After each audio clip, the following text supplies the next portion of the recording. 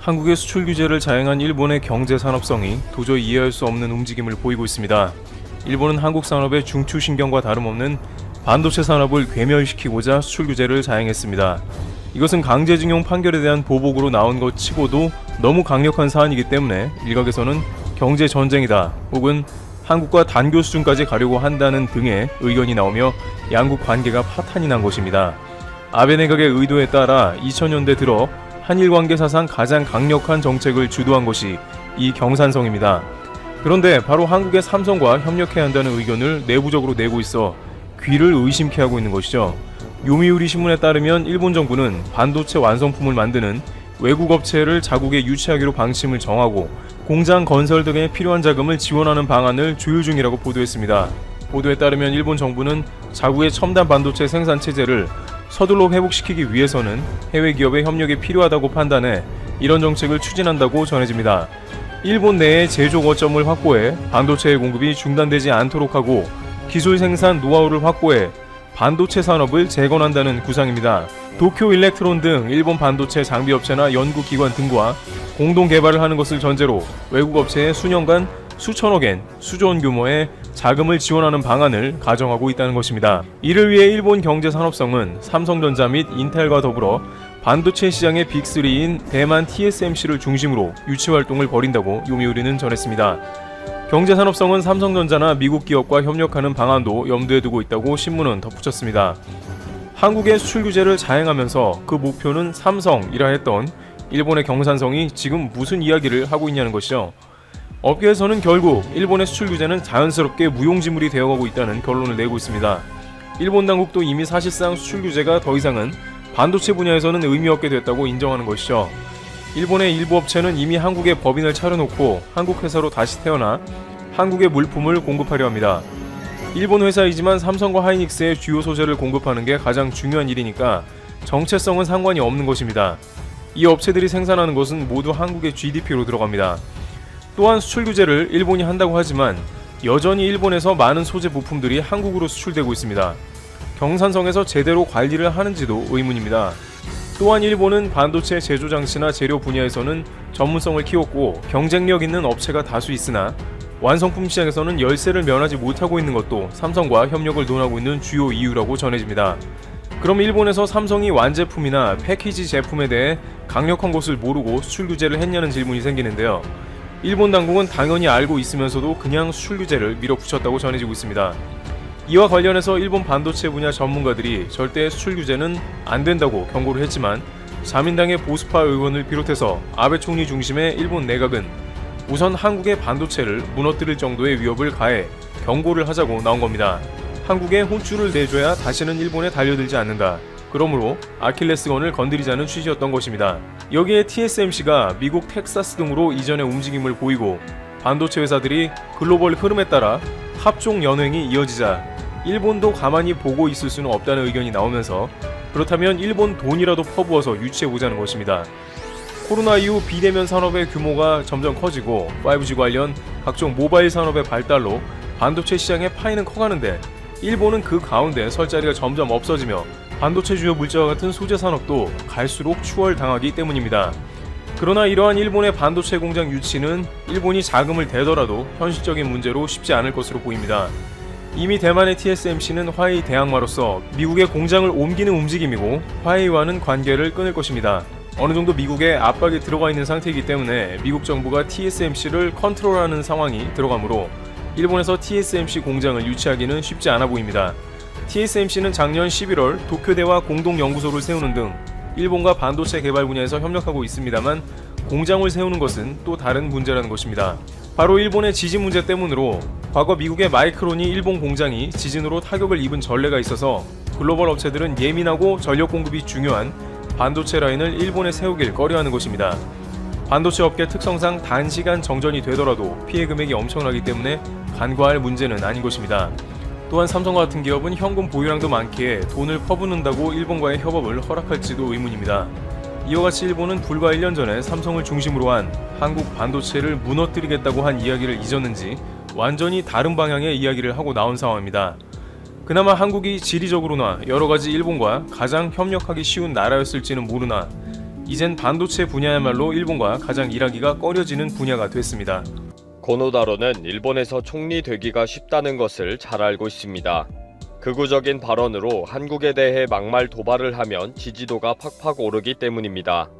고노다로가 4일 기자회견에서 북한의 미사일 기지를 공격하기 위해 한국 머리 위로 미사일을 쏘겠다. 한국에 대한 양해와 협조는 필요 없다. 일본 영토를 지키기 위해 하는 것이기 때문이다. 라는 도발적인 발언을 했습니다. 역시 고노다로의 의도대로 일본에서 언론 노출이 많아지고 지지도가 확 올랐습니다. 한국에 대한 도발 발언을 하면서 급히 어설픈 연기력까지 보여줬다는데 이런 내용들을 확인해 보겠습니다. 고노다로가 4일 기자회견에서 상대국 영역에서의 미사일 저지 능력에 관한 인터뷰 내용이 계속 화제가 되고 있습니다. 상대국은 북한을 이야기하는 것이며 북한의 미사일 발사 이전에 적 미사일 기지를 먼저 공격을 하겠다는 것입니다. 도쿄신문 기자가 한국에 대한 이해를 얻어야 하는 상황이 아닌가요? 라고 질문을 했습니다.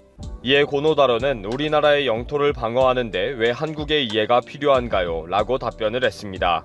고노다로의 이야기대로라면 북한의 미사일 기지에서 일본으로 미사일 발사가 예견이 된다면 먼저 북한 미사일 기지에 선제 공격을 해서 초토화시키겠다는 것이고, 한국의 머리 위로 날아가는 미사일 비행과 한반도에서의 전쟁 가능성 등은 알 바가 아니라는 것입니다. 7월 31일 자민당은 안보 관련 회의에서 상대 영역의 탄도미사일을 선제 공격할 수 있는 능력을 갖춰야 한다.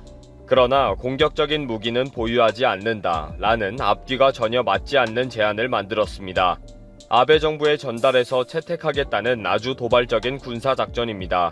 일본 헌법 9조 2항에서 자위를 위한 필요 최소 한도를 넘는 전력은 금지하고 있기 때문에 대륙간 탄도미사일과 장거리 전략폭격기, 공격형 항공모함은 어떠한 경우에도 보유가 허용되지 않습니다. 그렇다 보니 먼저 쏘겠지만 공격은 아니다 라는 표현을 하는 것입니다.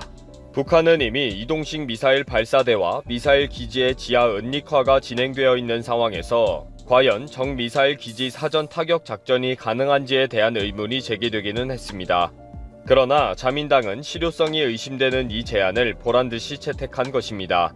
그래서 많은 정치가들은 아베 정부가 헌법 개정과 분쟁 섬에 대한 해결 등 제대로 이뤄낸 것이 없는 상황에서 정치적 유업을 남기려고 하는 것으로 보고 있습니다. 한국 국방부는 논평할 가치도 없다면서 한반도 유사시 대응은 한미 동맹이 중심이 되어서 이루어진다 라고 한마디 했습니다. 정말 대꾸할 가치도 없는 엉뚱한 소리라는 거죠. 4일 기자회견에서 고노다로는 중국 선박이 센카쿠 열도를 111일간 연속 항해하는 것에 대해 필요하다면 자위대가 행동에 나서겠다 라고 하기도 했습니다. 고노다로의 기자회견 발언은 극우 언론들의 칭찬을 받았습니다. 고노다로 감사합니다. 북한이 미사일 공격을 할 것이다. 그러니 적 기지에 대한 사전 공격을 반드시 해야 한다. 라는 기사들이 줄줄이 올라오고 있습니다. 또 고노다로 방위상이 또 해냈습니다. 칭찬합니다. 라면서 고노다로는 강한 어조와 날카로운 표정으로 당연한 말을 했다는 식입니다. 특히 고노다로가 기자회견에서 한국에 왜 이해를 요청해야 하느냐 라고 하면서 날카로운 표정을 짓는 모습과 갑자기 마스크를 벗으면서 한국에 대한 발언을 이어가는 모습에 감동을 받았다는 칭찬들이 많습니다. 기자회견 내내 마스크를 착용하다가 한국에 대한 단호함을 보여주면서 면상을 들이밀고 인상을 쓰는 것은 타이밍을 잘 맞춘 연기력이었습니다. 고노다로는 돌출 행동과 발언으로 그동안 일본 내에서도 곱지 않은 시선을 받기도 했습니다. 그러나 이제는 차기 총리를 위해 자신의 엉뚱함을 맘껏 드러내고 있습니다. 고노다로는 기술적인 문제로 이지스 어쇼어의 도입을 잠정 중단한다 라고 전격 발표하면서 큰 이슈몰이에 성공했습니다. 그동안 이지스 어쇼어 기지 조성에 반대하는 지자체를 찾아가면서 90도로 인사하면서 경과보고와 사과를 하는 이벤트로 몇 달 동안 언론의 주목을 받았습니다. 얼마 전에는 블루 임펄스의 고개 비행을 전격적으로 실시하면서 내가 추진했다 라고 자랑하는 모습으로 등장하기도 했습니다. 모형 비행기에 올라서 이런 느낌인가요? 라면서 포즈를 취한 사진도 올리는 등 언론 노출의 재미를 누리기도 했습니다. 고노다로는 한국에 대한 일본의 경제 보복을 주도한 인물입니다. 한일 경제 갈등을 일으킬 때에 외무상으로 전 세계에 한국을 비난하는 성명을 내면서 여론 조작에 온 힘을 쏟기도 했습니다. 또 중국 베이징에서 열린 3국 외무장관 회담에서 한국 기자들의 카메라를 보면서 캐논이네, 여기는 니콘과 캐논 두 대네 라며 빈정거리기도 했습니다. 또 그 당시 남관표 주일 대사를 불러서 대화를 나누면서 말을 중간에 끊는 등 무례한 행동을 해서 국내에 보도가 되었고요. 그동안 아베의 후임으로 기회를 엿보던 고노다로는 지금 신이 났습니다. 차기 총리로 아베와 잔민당과 일본 국민들의 지지가 높아지고 있기 때문입니다. 또 고노다로는 그동안 꾸준히 자신의 사이트를 관리해 왔습니다.